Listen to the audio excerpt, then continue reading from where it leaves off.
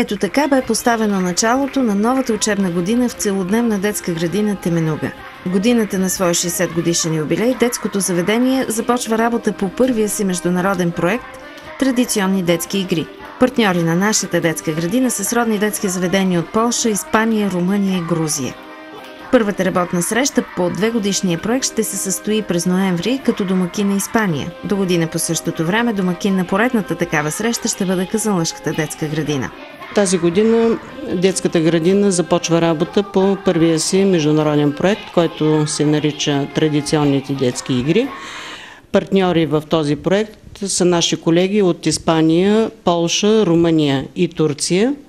Сега първата ни партньорска среща ще бъде през месец ноември в Испания. На тази среща ние сме подготвили и ще представим пред нашите партньори един диск с 3 наши характерни за България традиционни детски игри. Една презентация, с която ще представим нашата детска градина, един филм за град Казанлък, с който ще запознаем нашите колеги с всички забележителности на нашия град, и един диск, в който ще представим образователната система на България. Такива материали ще подготвят и другите колеги и на срещата в Испания ще си ги разменим.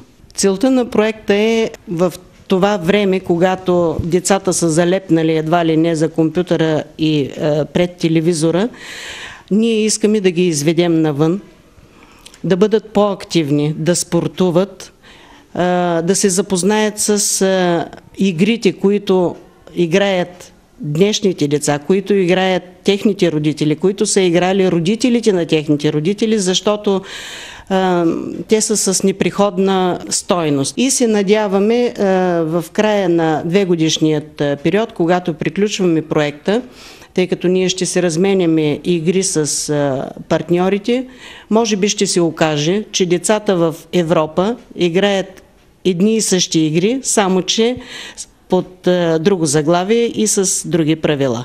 И още нещо, с което детска градина Теменуга може да се похвали в началото на учебната година.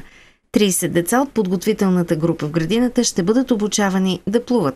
За каузата са спечелени и родителите, които ще оказват помощ на преподавателите при занятията.